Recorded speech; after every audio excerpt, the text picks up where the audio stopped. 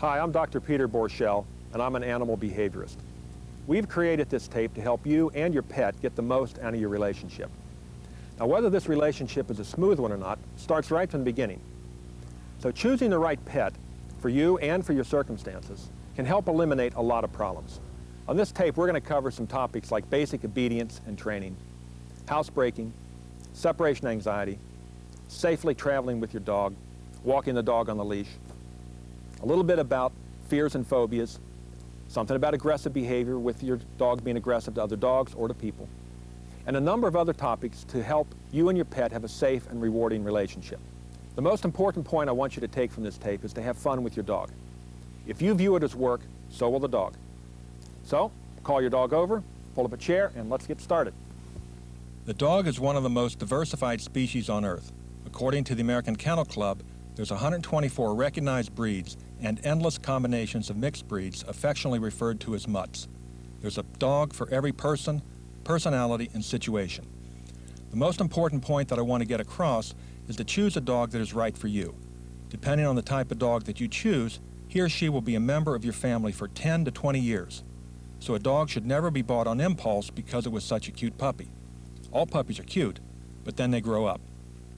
A lot of research should go into selecting the dog that is best for you. Your choices of information include books, videos, dog shows, other dog owners, your veterinarian, pet stores, and probably the best source, breeders. This is Leslie and Chewbacca. Leslie's a friend and a breeder. And you breed, what breed? Lhasa Apsos. Lhasas. Now Lhasas were originally bred in Tibet, right? Right. And what for? They're bred to be guard dogs for the monks. For the No, they didn't attack, they just barked. No, they just bark. They have an incredible keen sense of hearing. Right. So they will do a lot of barking perhaps in the house. Absolutely. They'll bark behind gates outside. Noises and that's outside. all very normal. That's what they do. Right. That's what they were bred to do. Right. What do you look for when somebody comes to select a dog? What do I look for in the person, or what do I have them look for in the dog? Either one. Well, basically, I'll ask the people, what type of dog are you looking for? Are you looking for a more frisky dog, a more playful dog, a quiet one that wants to be on your lap? Do you have children? That's an important factor. They have children. And you know the dogs well enough so you can sort of judge what personality of the dog is going to fit with the owner's preferences and Absolutely. Desires. They may come in and say, oh, I want that dog because it's just the color I want or just the type of dog I'm looking for, and I'll steer them away if I think that that particular dog is a more active dog and they're an older couple and they want a dog that's just going to hang out with them. I absolutely will. So some of the things you consider is the age of the client, whether they have kids, where they live, apartment dwelling, house dwelling.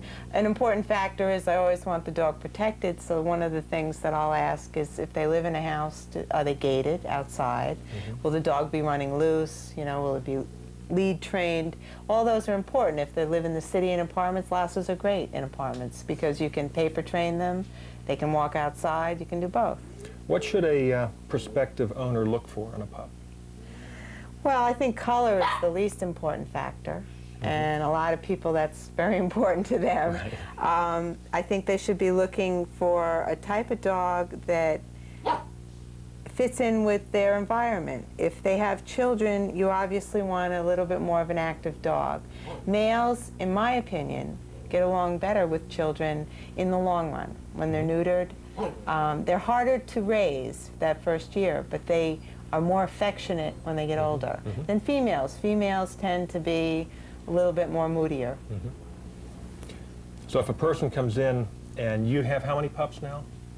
Puppies? I have 8 puppies right now. And if they were going to say, well, I like a Lhasa and I like this one, what might you tell them?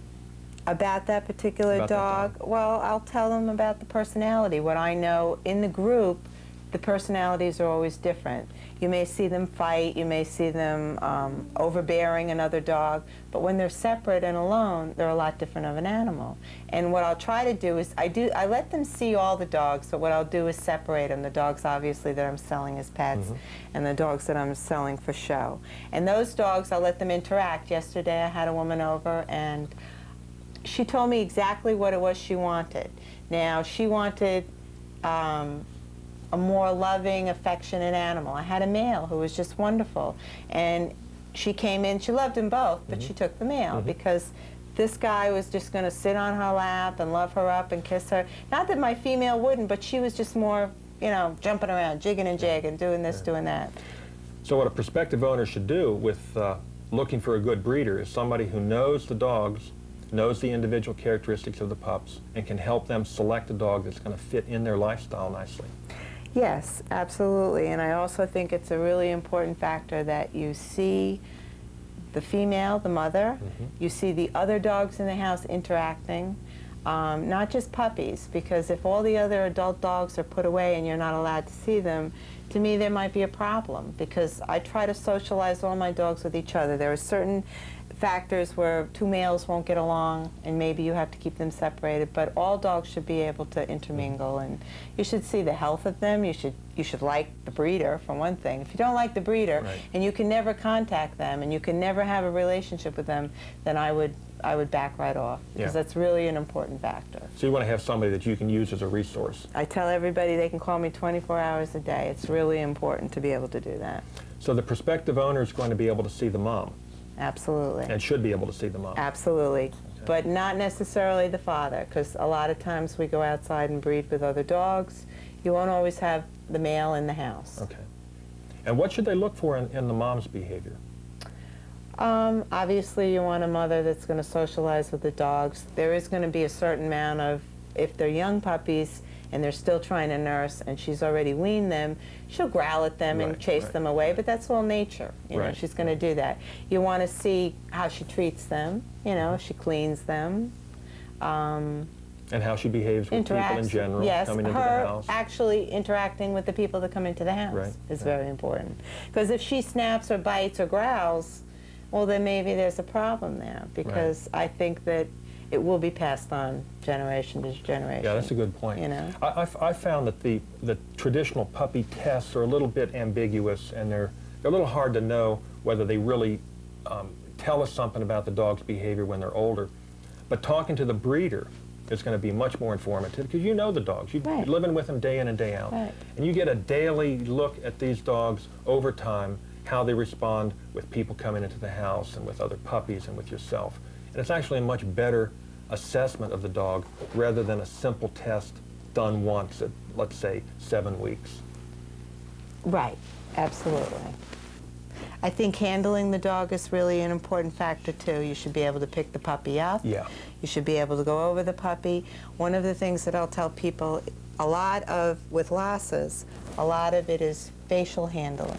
When they're sitting on your lap, you want to be able to touch their ears. You don't have to pull hair out of their ears. It's one of the things to maintain Lhasas that you have to do. But you want the dog to get used to something like that. So when it's on your lap, you hold it. Let the groomer pull the hair out of the ears. But keep the dog trained and used to people handling the face. That's a good idea. And feet. And feet and mouth. Mouths are very important too. You've got to be able to take things away from dogs without them growling at you. Ray, you good boy?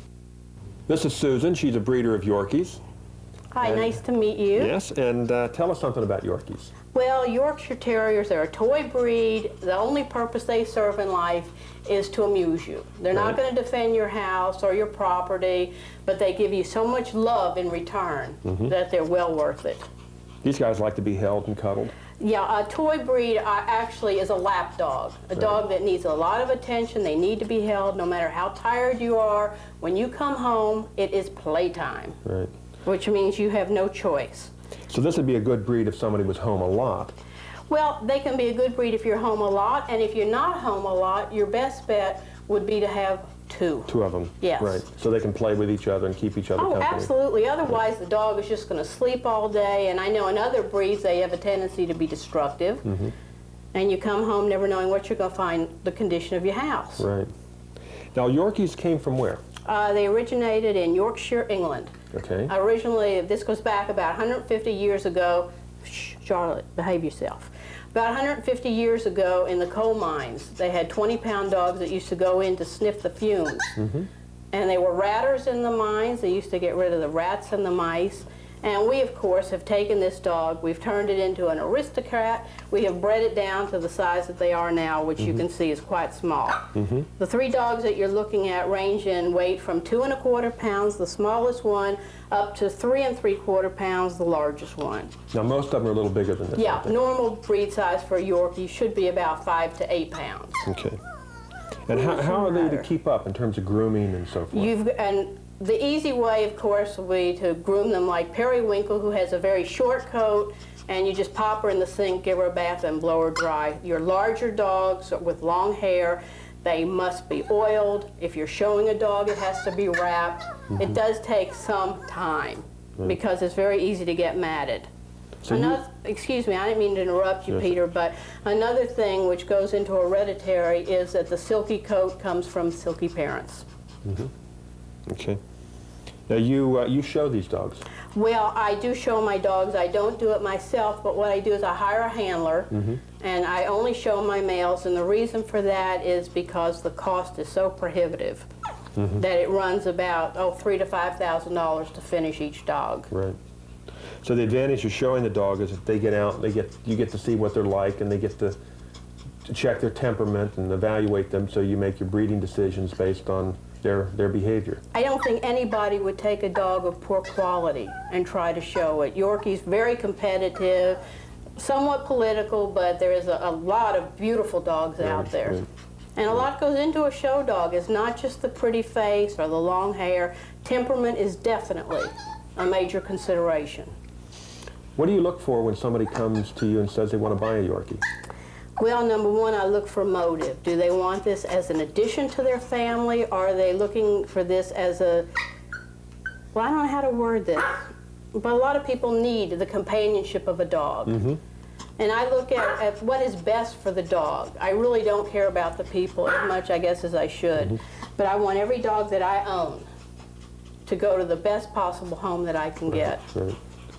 How are Yorkies with kids, do you think? Yorkies with kids are fine. They're wonderful. The problem is kids with Yorkies. Right. Right. And they're very fragile. If you drop them, you can injure the dog very severely, and in some cases, you can kill the dog. Right. A child does not have a concept, a young child anyway, as to how fragile and delicate they are. And I find that, excuse me, but most people are looking to please their child, not to please the animal. And they deserve better. So you think maybe Yorkies wouldn't be good for little kids, but if there was an older kid who was responsible, then there'd be no problem? Oh, I agree with you 100%. Okay. Oh, absolutely. You've been breeding Yorkies for how long? Well, almost 18 years at this point. I really thought of it as a temporary measure, but have gotten so hooked that I won't give it up. Why'd you start off with Yorkies? Well, as a child, I didn't have a dog, so that as an adult one day, I was with my boyfriend, and we were walking in Greenwich Village, and we saw somebody with a little Yorkie, and I fell madly in love, and we decided to buy one. We couldn't find any locally, so we took a train out to Huntington, Long Island, and bought one from a pet shop. Big mistake. I was madly in love with the dog, but unfortunately she was very ill, required a lot of veterinary care, and died at 3.5 years of age. And I decided there's got to be a better way to have an animal that is healthy and cute. And it's a responsibility when you buy a dog. It's not just a purchase. So I went out and I bought a dog, bought a few more, liked what I bought, didn't like, got rid of some, kept some, and that's how this whole thing has evolved. What should a prospective owner look for in a breeder? I think the important thing is to find a breeder who is committed to the breed, that they show their dogs, that they breed only good temperament, unlike Charlotte here, and Well, she's a good dog. No, she's just a little impatient at this point.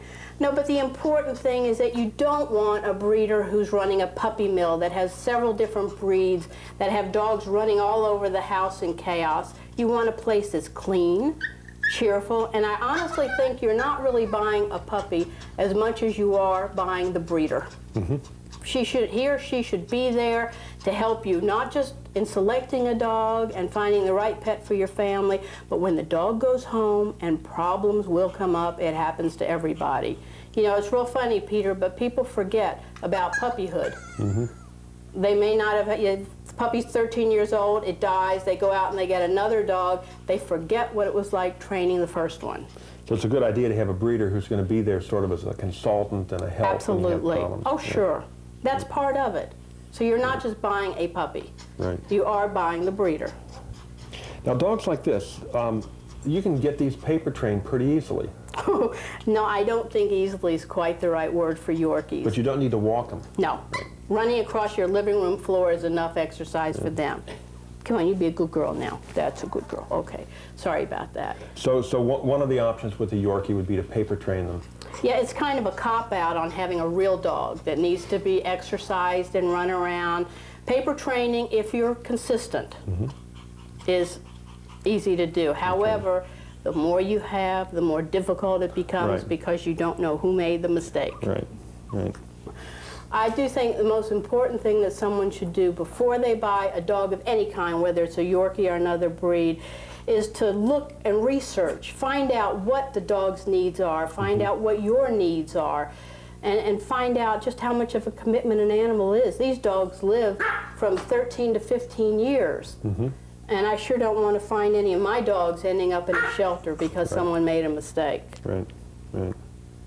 They can be great dogs, they can be a terrific asset to your family, but they also require veterinary care. There is an expense involved with that. And more than that, they just require your love and attention. But what age do you think that people should get dogs from a breeder? Depending on how small the dog is and how ready the dog is to go home. I don't think any puppy should leave before 8 weeks of age. Right, right. Anybody who's selling them before that is not providing them with the necessary vaccinations. Right. I think that a dog between 8 and 12 weeks that is going to a pet home is a good time for going.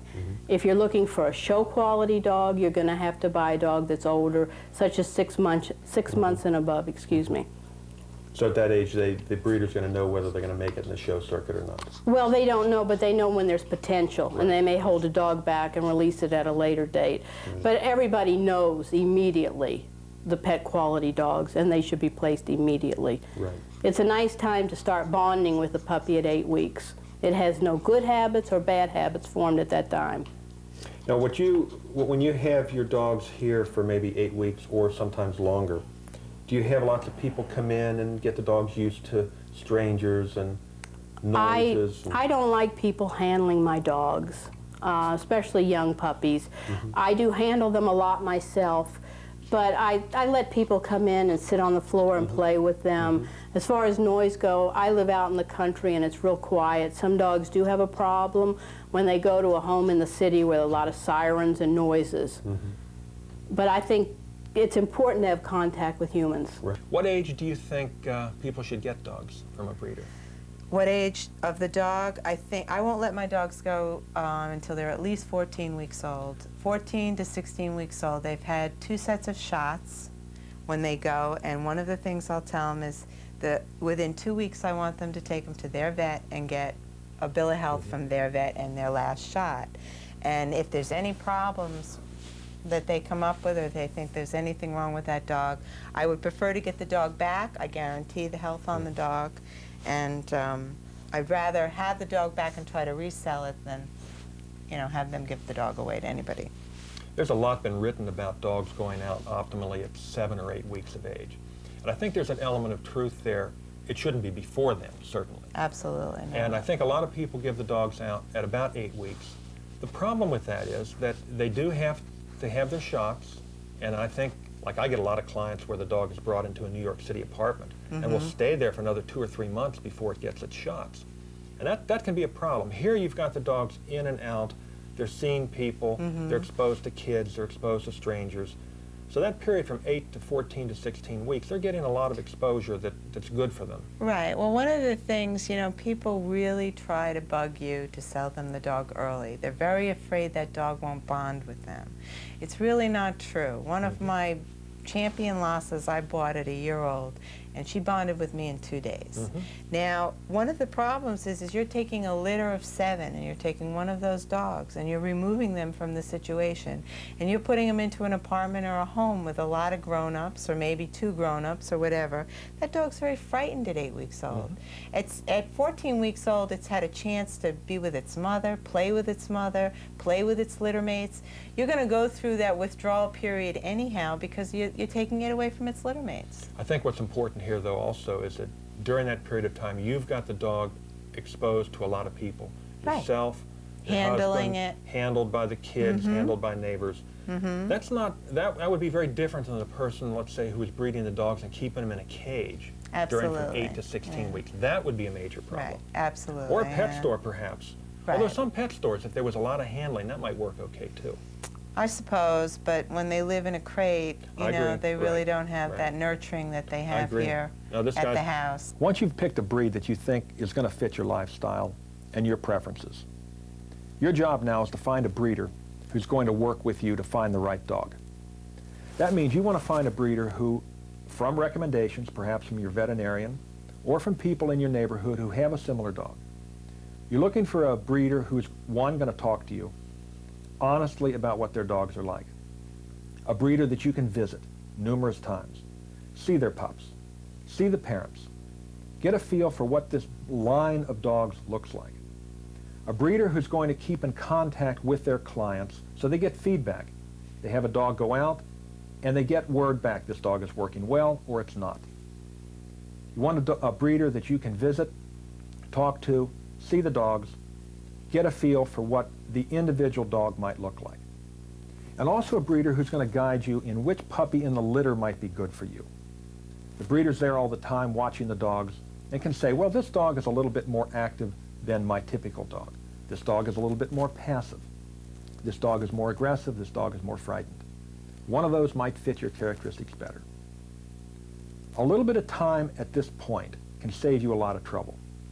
So if you spend some time looking for the right dog, the right breed, the right breeder, the right individual, you're probably going to reduce the chances of a behavior problem significantly. So a little bit of work at this point can save you a tremendous amount of effort later on.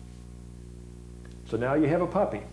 What are we going to need in the home to make this pup happy and to make you happy in getting this dog housebroken, being left alone, given the right meals, the right food, water, and so forth?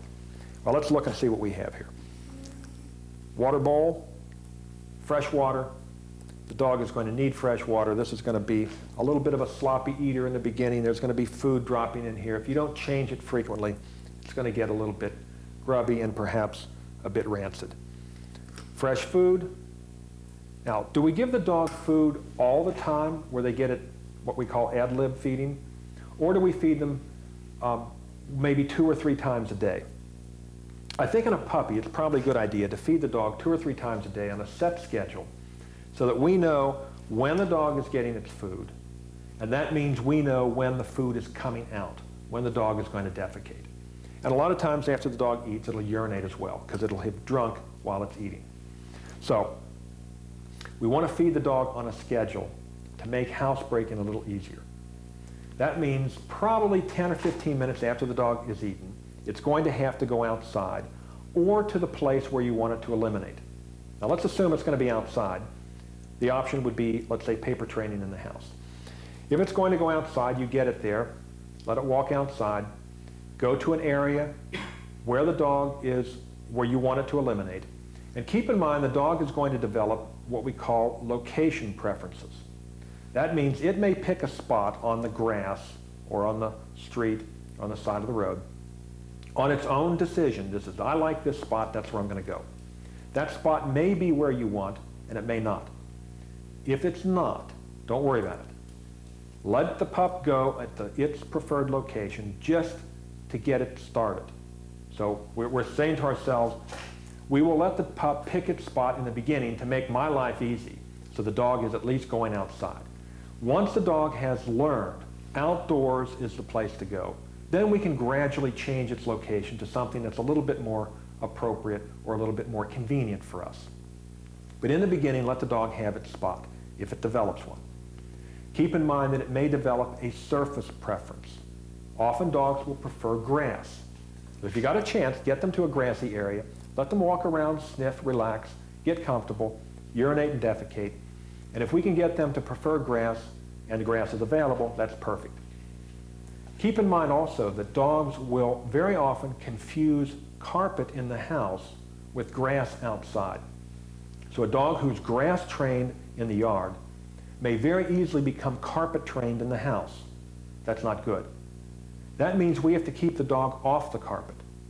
Gates, crates, some kind of confinement to make sure the carpet is not a frequent surface that it encounters and a frequent place where it eliminates.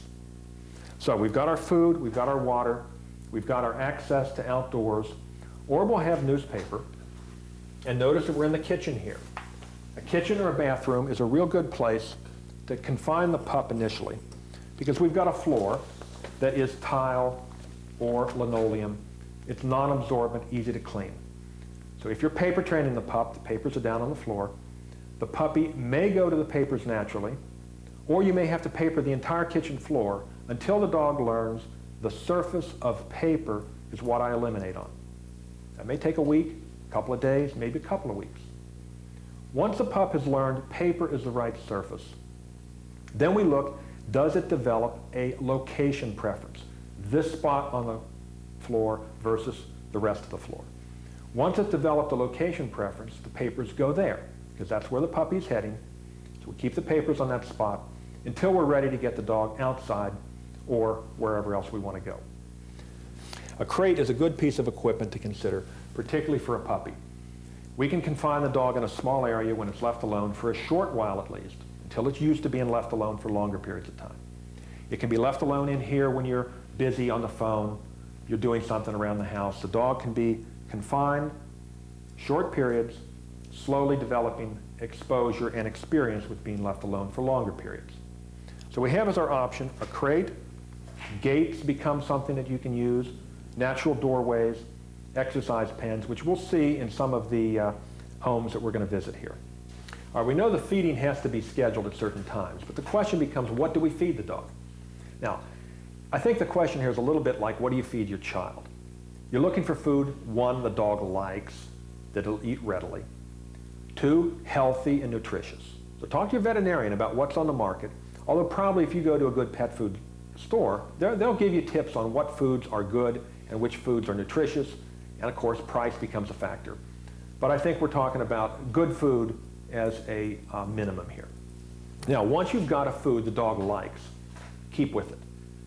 We don't want to keep varying the diet, letting the dog get stomach upset, diarrhea, and so forth, because you're adding all kinds of people food to the diet, which could be a problem. But moreover, switching from one type of diet to another. Once you've found the right kind of food, stick with it. So you've taken all your best precautions, but the dog has still urinated or defecated either off the paper or somewhere in the house. What to do? The first thing is to do is clean up the odor as best you can. If it's on something like the kitchen floor here, it's pretty easy to find some kind of product from the pet store or perhaps from your veterinarian that will neutralize the odor and prevent the odor from attracting the dog. If the dog has urinated or defecated on a carpet, particularly urinated, the best tip I can give you is to blot it up immediately or as quickly as you can.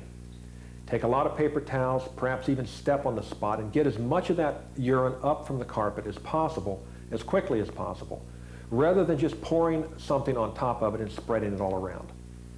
Once you've blotted it up, the cleanup and the neutralization becomes much easier. Here we are at the Bide-A-Wee home in West Hampton Beach, New York. And this is Lonnie Vasirka, who's the shelter manager. Yes. Good. Now, what kind of things would the shelter people know about the dog? Well, there's a lot of different things you can tell. Obviously, a shelter is not a home, so we don't see how they act in a living room or a den environment. But we can see how do they react when strangers go by, if the dogs are out playing with each other, who's got the higher activity level. And quite often, if people research the type of animal they want just by breed, some breeds have a higher activity level. If you've got a basset hound in the shelter, chances are it's not doing a whole lot of anything except kind of laying around and howling. Right. On the other hand, you have a hunting breed or a dog that was bred for hunting. They've got an extremely high activity level and they need the exercise. So one of the ways to do this would be maybe take the dog for a walk, Exactly. and that means with the whole family. We recommend that. Now, when there are small children in the family, normally what we will recommend is that the parents take the dog out first, or one of the parents, and handle the animal and see if they feel that the particular animal we've recommended is what they had in mind. If it is, then yes, the entire family should go out, see how they all interact. It can be time-consuming, but it's time well spent. You know, we need to see if the animal gets along with every person in the family. That's very important.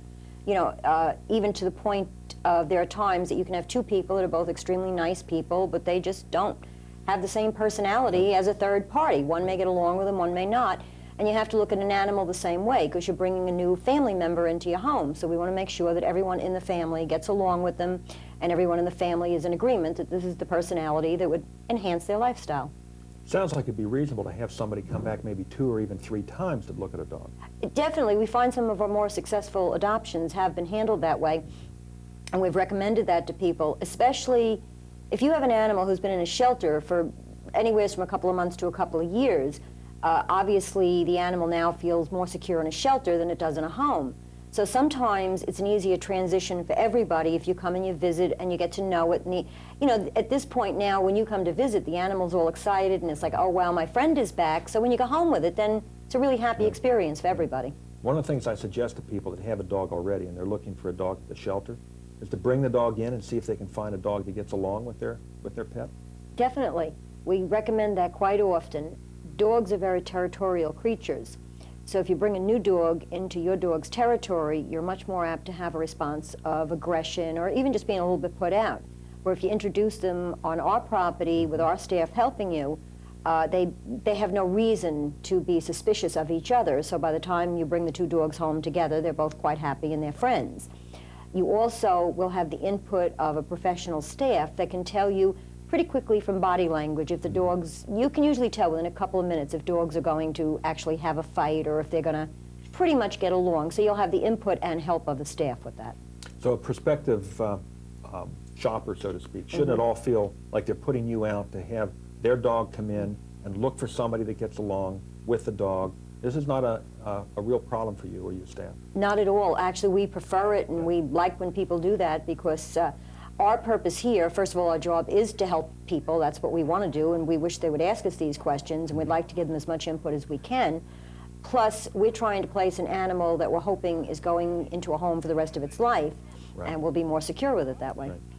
Now, what kind of dogs do you have? You've got some puppies and a lot of older dogs, purebreds and mixed breeds? We've got everything. There's not a whole lot that we haven't seen go through here. And we're quite proud of the fact that we can place animals on a request list for that reason. Whether you want a mixed breed dog, a mixed breed puppy, even a purebred animal, you'd be surprised how many go through the shelter.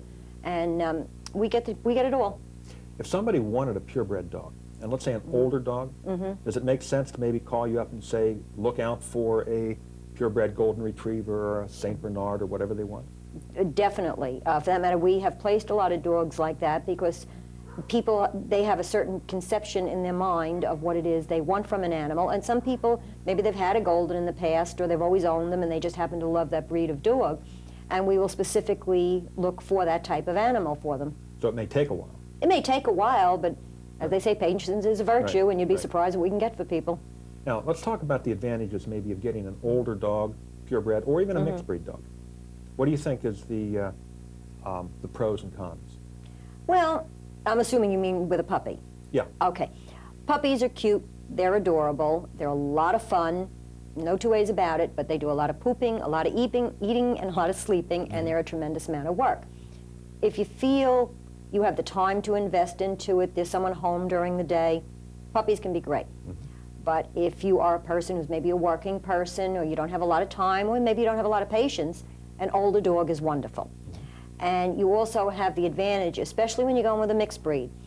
We're probably wrong more often than we're right on size. Everybody comes in, they see a puppy and say, oh, wow, look at those big feet, it's going to be gigantic. We see them when they're adults and they're 30 pounds. Then we see people come in, and we've got puppies with these little tiny feet, and they're going to be tiny, and they come in as a 90-pound dog, so we can't promise. They have a background, we just don't know, we just can't predict all the time. Whereas an adult dog, you know how big they are, you know what their coat's going to be like, you know what their temperament is like. We try very hard to get a good screening on the dogs that come in, and we ask the people who've brought the dogs in to fill out questionnaires so we know what kind of history this animal has. So a lot of times they're easier to place with you because we know them better. That makes sense. So you get as much information as you can from the previous owner about their degree of socialization, whether they're okay with kids, other dogs, strangers, and so forth. Exactly. We have a 2-page questionnaire that we go over with people, getting as much information like that as possible. So that means with an older dog, there's a lot of information the prospective owner can get that they're not going to have with a puppy. Exactly, exactly. And, you know, even to the point of, has the dog been exposed to children, which is a very important issue in most families. If the dog has been exposed to children, we can tell them how old the children are, what the circumstances were, if they were grandchildren, your own children. Where with a puppy, they're just kind of these new little lives, and they have all this stuff to experience. Right. Alana, you've been in this field 20 years, so you got a pretty good feel for what to ask the person who's bringing a dog in, and what kinds of questions that a person should ask you. Now, are there dogs that you might not take in the shelter here? Yes, there are dogs that we don't take. Bartowee does not destroy animals, so any animal that comes in, if it is not an adoptable animal, basically it'll end up spending the rest of its life here. And that's not fair either to that animal or the other animals that are on the waiting list waiting to come in. So we need to get dogs that we can place into family situations. If a dog shows signs of aggression, obviously we can't take them because not only are they a danger to the staff that's working with them, but they are going to be, you know, very difficult to place, to put it mildly. We also have to have a thorough veterinarian examination of every animal that comes in. And they have to be healthy. We don't want to take a chance of spreading disease or illness. So yes, there are situations where an animal will not pass the screening necessary to come into the shelter. Now, most shelters would have a veterinarian either on staff or associated, right? So that the dog would have a veterinary check before they go out? Yes, well, we do it before they even come in. What we do is we have a veterinarian on staff. Every animal that comes into Bartowee has an appointment first, and that appointment includes being examined by one of the Bartowee staff veterinarians, depending obviously on what shelter we're at. Now most shelters have a veterinarian on staff to check out the dogs that are coming in and the dogs that are going out? Well, what we do is every animal that comes in has an appointment to be accepted. And part of that procedure will be going through a veterinarian exam for their health and their temperament. The shelter staff also examines the dog for temperament.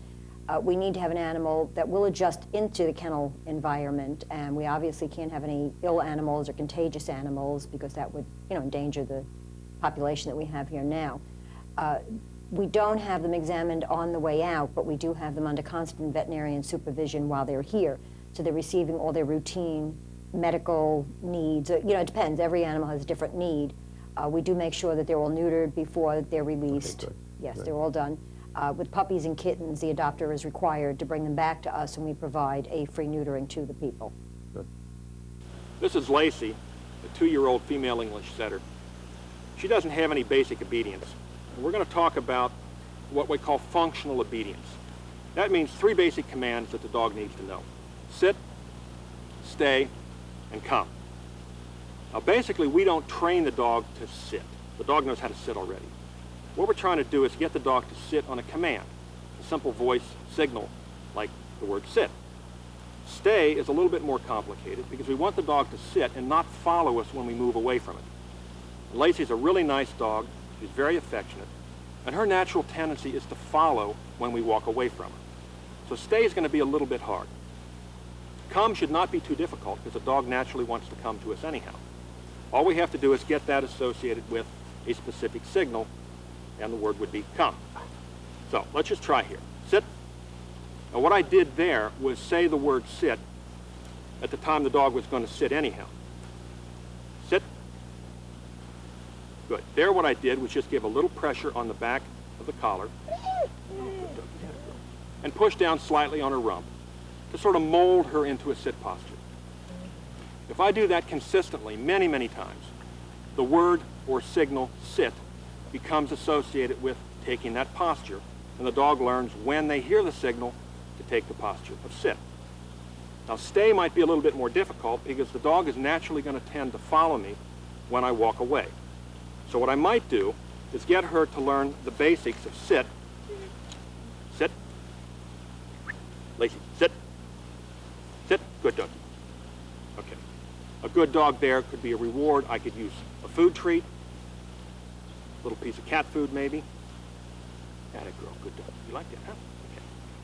So let's see what happens if we try to do a stay. Sit. Stay.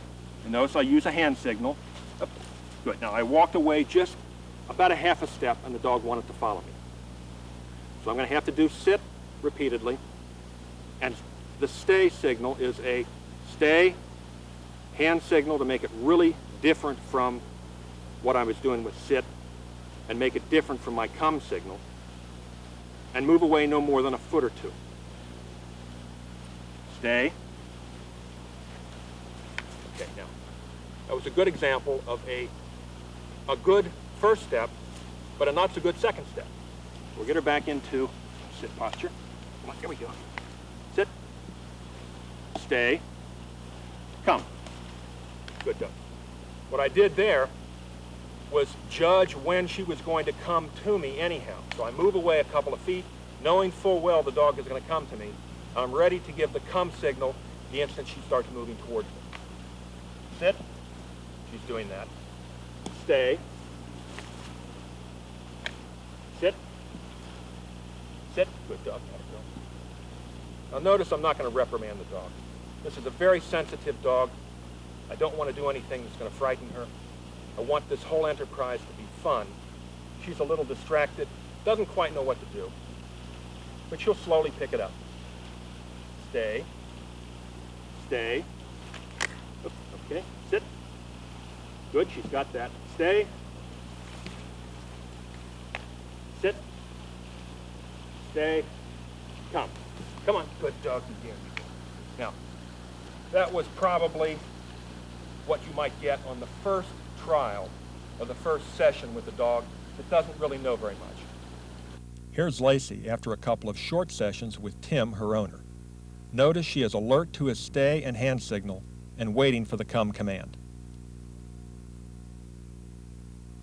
Here's Bernie and his two poodles, Rusty and Coco, who shows you what to expect after working with them for a while. Notice even though there are many distractions that they look at, they are patiently waiting for the owner's signal to come.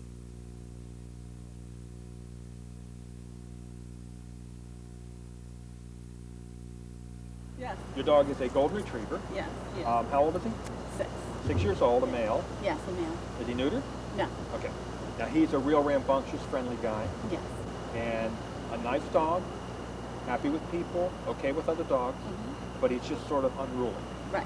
Okay, let's see what he knows, and we're going to talk about a little bit of things we can do here with obedience and maybe getting him to inhibit a bit. Okay. So, let's show what kind of leash you've got and what kind of collar, and we'll go ahead and see what we can get. Okay. Okay. Don't you call? Yeah, let's call him. Come on, See what he Casey. comes. Come on, sweetheart. There you go. Okay, and he's got a choke collar on, Yes, he right? does. Okay, so, whoa, there we go. And that just fits over so that we can, when it pulls up, it then, whoops, will release, okay? And get the leash.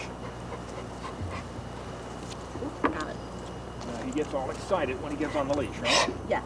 He doesn't Okay. like He doesn't, what does he do? He just, it. That's what he does. okay, let's see what happens here.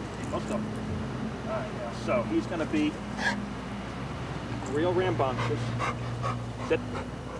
Does he know sit when you tell him to sit? No. He knows sit or he doesn't do it? No, he when you tell doesn't him? do it. Well, he doesn't do it. He doesn't do anything. So he's a good dog who doesn't know very much. Exactly. Okay, good. So basically what we want with the basics of obedience is we're not really interested in getting him an obedience championship. We're simply getting him to be a little bit more workable and to learn to inhibit a little bit. Come on, come on. Attaboy. Sit. Now, notice I said sit just about the time he was sitting. He didn't get it. No. That wasn't enough. No. Fun. Sit. Attaboy. Good dog. Okay. Now, stay. Come. Good dog. Sit. Sit. Up, and he goes down. So he's not getting the concept of the word sit means put your butt on the ground. Right, He hasn't got that yet. Okay. What I'm trying to do is to get him to not sit in order to teach him to sit to the command. Sit. Sit. Good dog. So we just need to repeat this like a couple of hundred times. Come. Come. Casey, come. Come here. He's choking. And notice he pulls like a horse when he wants to go north and we want to go south. We've got a major problem. Unless we're going. Come. Right. Come on. Come here. Casey. Now, I missed it then. I could have said sit, but I missed it. And then he lies down. Come here. Come on. Casey, come. Sit. Sit. Good job. All right. So, we've got a couple of options here. One is to try to get the dog to pay attention to your voice, which is hard to do because he's so playful and rambunctious that to try to get the word and the concept of listen to the owner is going to be difficult. What I would do to make this thing a whole lot faster is put him on a halter. And he acts like a horse, and we need to treat him like a horse a little bit. This is a halter that goes, this loop goes around the neck. This goes over the face. Come here. Attaboy, go still. Attaboy. Now when you put a dog on a halter, they will try to pull and get it off a little bit. That's a little bit too tight. Let me get the neck loop a little bit. Hey, hey. Just open a little bit. He's not a bad dog. He's just a big goof. Exactly. He's a great dog. He's a great dog. He's very playful. But he doesn't know how to inhibit, and he doesn't know how to listen to the owner. Right, exactly. So the first step is to get this on. Now that's plenty loose. Notice that there's plenty of room down here. He can open up his mouth and yawn and drink and eat. I'm going to put the leash on the nose loop, the bottom of the nose loop. Doesn't like that. Well, it's not going to hurt him. Okay. Now what I'm trying to do is guide him a little bit the way I would a horse. Attaboy. Sit. Sit. Attaboy. Good. Just make sure this thing is loose. Good. It looks pretty good. When he jumps up, I can keep him down. But the other thing is that when you say sit, he plops down on the ground on his belly, and that makes it difficult to get him to, I mean, it'd be great if we were trying to teach him down. Come. Come. Good dog. Sit. Good dog. I'm trying to get him to learn sit means put your butt on the ground and your front legs straight, rather than your chest on the ground. That's lie down. Come. Come. Yeah, we're just waiting for the come. Attaboy. Good dog. Sit. Good dog. Okay, good dog. Stay. Come. Now, let me explain what I did there. I told him stay, which he didn't know, right? And as soon as I walked away, he followed me. So I say stay, I move a little bit. As soon as he follows, I say come. Come. Attaboy, good dog. Sit. Okay. I'm trying to get it off. Attaboy, good dog. Stay. Stay. Come. Now he doesn't have to stay down very well, but we're getting it. Good dog. Stay. Come. Oops, he got to stay. Now he doesn't have to come. Come. Come on, come on, come on. Attaboy, good dog. Sit. Okay. It's all right. Now I'm going to let him struggle a little bit and learn that he can't get this off. It won't hurt him. He's going to try to pull it off, and he'll learn that it won't come off. Come on, come on, come on. Attaboy, that's okay, that's okay. Now he can yawn. Attaboy. Now let's make sure this is loose. There we go. That doesn't hurt. What he's learning a little bit here is the concept of not doing exactly what he wants, exactly when he wants it. So we're trying to teach him the concept of inhibiting a little bit.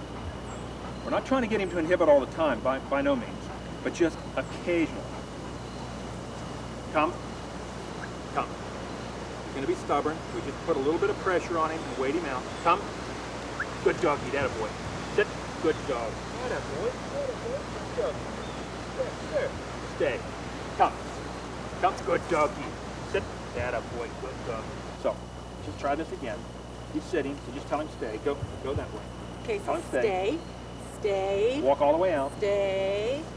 Stay. Keep your finger off the button. Tell him come. Casey, come on, sweetheart. Let it reel in. Come on, Casey.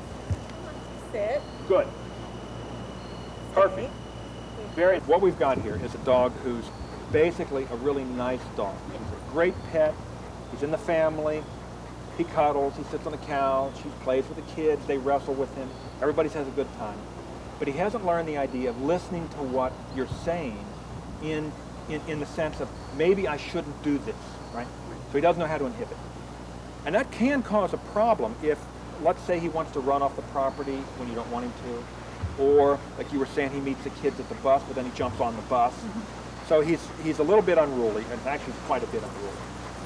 It's not going to be possible to turn him around overnight. And I definitely would not want to try to turn him around by using any kind of harsh method. I wouldn't allow that. No, I agree, and I wouldn't do it. Okay. But what could be done, or what has been done with dogs like this, is the choke collar and a lot of leash corrections, a spike collar where the dog has these things that poke him in the neck. That's not nice. People would use a shock collar on a dog like this. That's ridiculous. All we need to do is think, big dog is not too dissimilar from a horse. Let's put him on a halter to guide him into doing the right thing. And now we can slowly begin to teach him, come when you hear the word come. And you're going to be guided forward until you come up to the person. Sit, he sort of got that, but we're making it easy for him to do it by keeping him from jumping up and by pushing him down a little bit so he sits. The hard part is going to be stay, because he wants to follow you. I would work on the stay over the next couple of weeks where you are telling him to come and somebody else is holding him just on the leash right here, very gently, so that he doesn't come until he hears the word, right? So you're saying to him, stay, and maybe even stay a couple of times as you back away from him. Stay, stay, stay, come, right? So that he gets the word. Come means off your butt and go to mom, and stay means on your butt and don't come to mom, right? So he doesn't know that, and we'll have to work on this fairly consistently to get him to learn. But if you do the sit, the stay, and the come particularly, that's all you need. When we're talking about basic, what we call functional obedience, most of what we're doing is trying to get the dog to do certain behaviors which are natural, like sitting, and to inhibit other behaviors like coming to you when you want them to stay.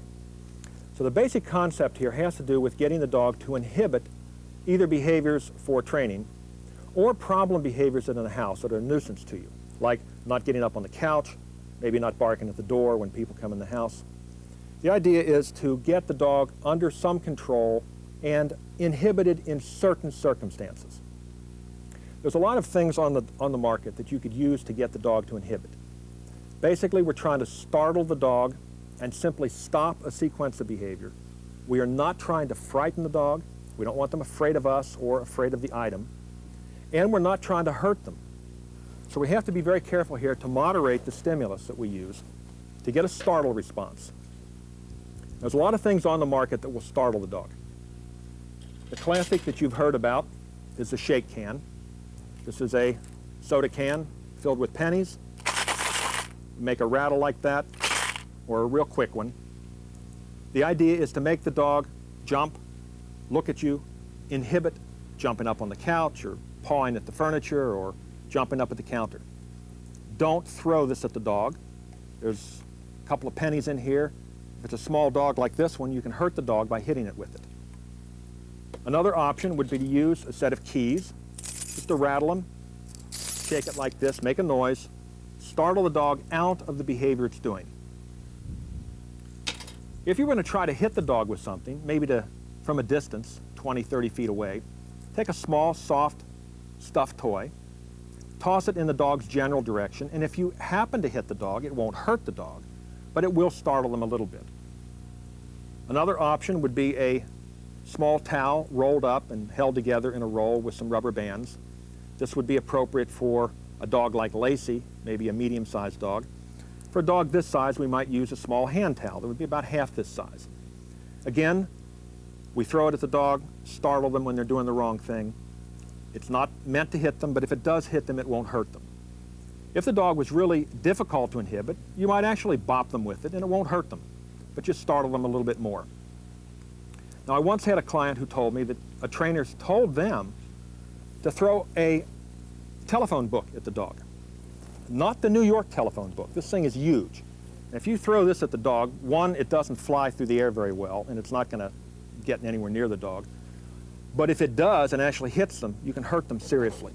The items that you throw at the dog are things that you can throw from a distance, maybe 10 or 20 feet away, if the dog, for instance, is jumping up on the couch. There are times, however, when the dog might be right next to you. Let's say if you're working at the kitchen counter, the dog jumps up to try to take food off the counter. You could use something like a little squirt gun and just give the dog a little squirt when he jumps up at you. That means you're consistently doing something slightly startling the instant the dog puts his feet up on the counter. A spray bottle or a plant mister will work just as well, getting the dog just to get a little squirt of water in the face. There's a number of noise items that are on the market that might work also. This is a small air horn. When you push down, it makes a loud pitched sound. For some dogs, that will not be loud enough, and you might have to hold it down longer. For other dogs, that'll be too loud, and just a quick tap like that will do it. There's a number of electronic devices on the market. This is an ultrasonic device. You won't be able to hear it when you push the button, but the dog will hear it, and that might startle him. This is a sonic device. 3 different tones, which you could find one that's startling to the dog, or you could use these as signals for the dog to come to you or to stop jumping up. A very common behavior that people want the dog to stop doing is barking. Now, if the dog does not stop when you yell at them, no, be quiet, you might want to think seriously about modulating your voice a little bit better. Most of the time when you speak to the dog in a harsh tone of voice, it's using a word. Stop, be quiet, or stop, shut up, no. And all of these are words which the dog has, in a sense, learned to ignore because it's listening to the radio or not listening to the radio when we are. It's not listening to the TV when we're watching TV. And most of the time, it's not listening to us, except when we get its attention. So what I suggest to people is to use your voice in a non-verbal way, but in a vocal manner. So if you want to use your voice as an inhibiting signal, use a sound like or hey, or some real harsh, short, loud sound that will get the dog to inhibit. When they're barking, sometimes a sonic bark collar will help. This is a small little collar worn around the neck. When the dog barks, it makes a small little tone, like a beep, which might be enough to inhibit the dog. My guess is this works maybe 50% of the time, 60% of the time, more frequently with small dogs than with large dogs. Now, a lot of people don't like to think about the idea of using a shock collar. This is an electronic device. It administers a small shock, which is really quite low. This is adjustable in 7 different levels. The lowest level is almost imperceptible by us. If you put your fingers on the electrodes and tap the center electrode, you'll feel something, but it's very, very weak, and it'll make you jump a little bit. Most dogs, when they bark at level 1, simply startle a little bit and stop barking. Other dogs, you may have to go to level 2 or level 3. It's very rare that you have to get up to level 7. The important point is that these are not really painful unless you get into the high levels with a little dog. Another option for inhibiting barking is a citronella collar. Now, this collar doesn't administer a shock at all. It administers a little spray of a citronella odor. Now, if I pretend I'm a dog, so this administers a small spray of citronella, which will startle many dogs. I think this is a very effective item for those people who don't want to consider shock. But shock might be a last resort if you've got a very serious barking problem and the neighbors are complaining. Speaking of barking, this might be a good time to reiterate that certain breeds will have predispositions towards barking. We saw that Lhasa Apsos are somewhat protective, alerting dogs. they're likely to bark to noises in the hall. We all know that beagles and bassets make a lot of noise, either when they hear other dogs barking or, again, to noises in the hall. So the proper selection of the breed is important for barking behavior if you live in an environment where barking is going to be a problem. Let's say an apartment building where there's a lot of traffic outside the door, or in a city environment where there's a lot of people outside the dog may not know very well. You've seen a number of methods and devices to help you control your dog and to deal with its behavior. There are many times, however, when the problems get too complicated and you need professional help. Probably the first step is to talk to your veterinarian. They will probably be able to refer you to a local dog trainer, and there's a number of organizations of dog trainers that can give you a very good professional who uses the most up-to-date and modern techniques. If it's a very serious problem, you may need an animal behaviorist, somebody who's trained in behavior, usually at the PhD level, to deal with very serious problems. Now we're going to show you several dogs to help you learn to interpret their body postures. This dog is obviously friendly. He licks my hand, is wagging his tail, and is more than happy for the company.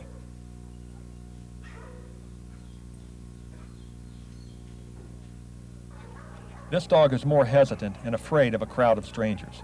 Notice how the ears are back. He runs away when given a chance. But he's more than happy to greet a familiar face.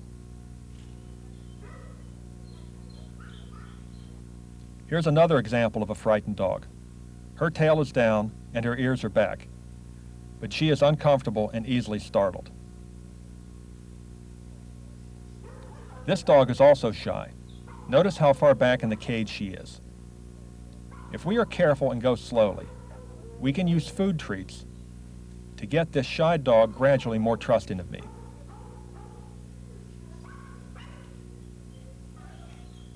With each food treat, she is coming a little closer and becoming a little less afraid.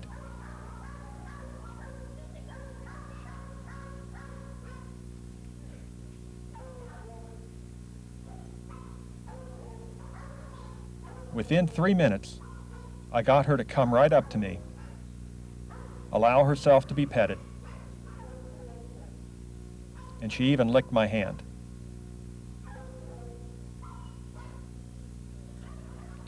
This dog is more aggressive, growling and baring his teeth, and not the kind of dog you would want to get too close to.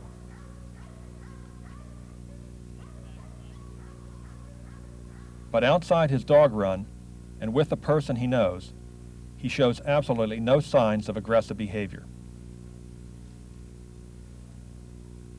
With the help of a food treat, he becomes friendly to me.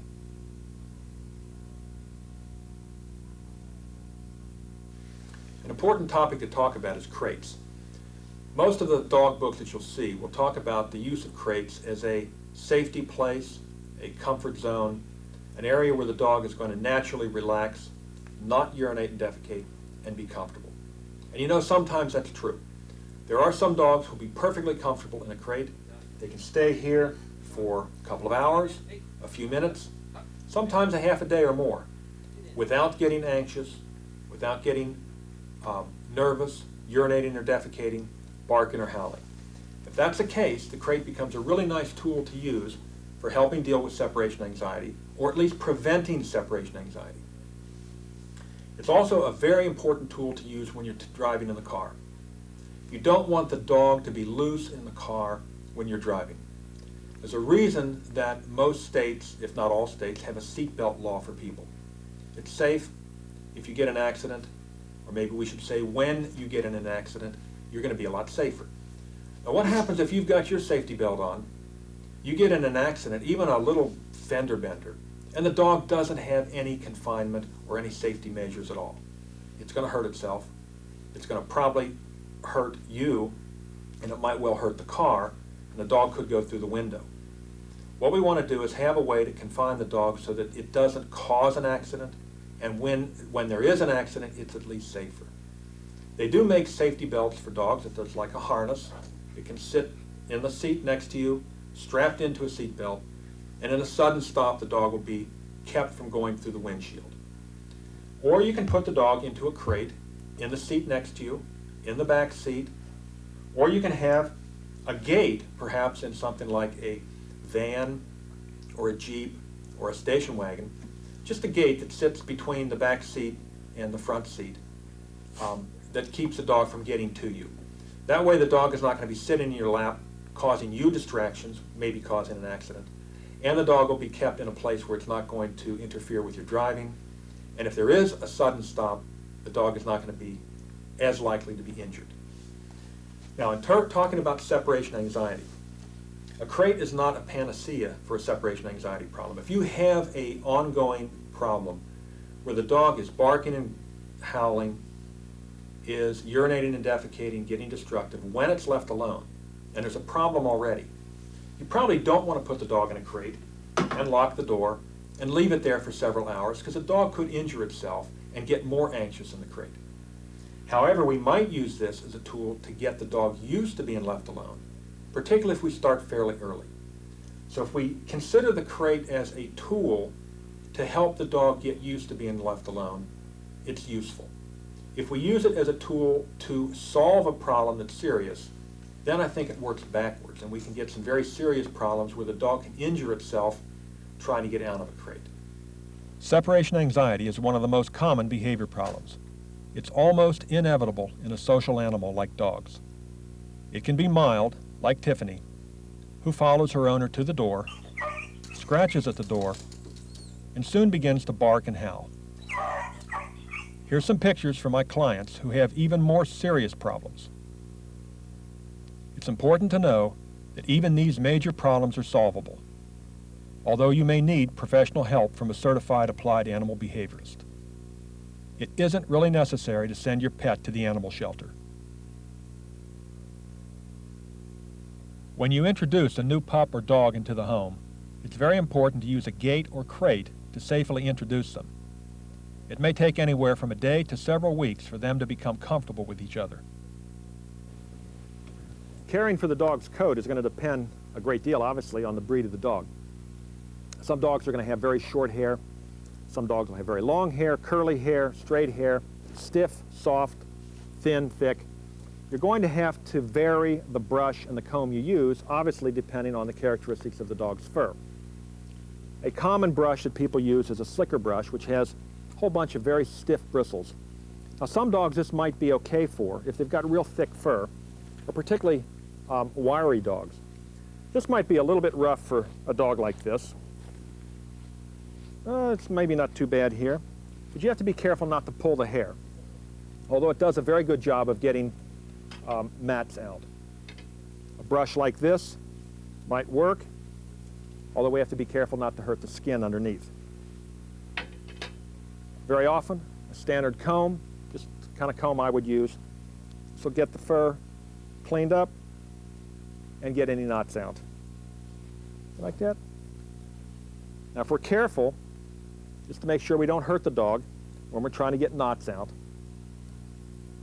the grooming can be a pleasant experience. The dog can sit on your lap, you can sit down on the floor with the dog, and the whole enterprise should be fun. So the dog is learning that grooming is like being petted, and not a bad experience at all. On the other hand, if you're not careful and you pull the fur, you do this 2 or 3 times in a row, the dog is not stupid. It's going to learn, here comes the instrument, I'm going to be hurt. They will then associate the pain with you, and this is not a very good way to have a relationship with your dog. A lot of dogs are going to have to be sent to the groomer to be clipped on a regular basis. Dogs like poodles, like Rusty, and many other breeds. Your groomer will give you the best information you need on this. You will probably have your dog for 10 to 20 years. If you spend as much time selecting the right dog for you as you spend picking out a car, you can greatly reduce the number of problems you'll have to deal with. Dogs love to please. In this tape, we have tried to show you some ways to communicate with them. If you have problems that are serious, contact your breeder, and especially your veterinarian, who can suggest the proper professional help. Remember, if you understand your dog's behavior, you will be able to train him, and then it'll be easy to love him.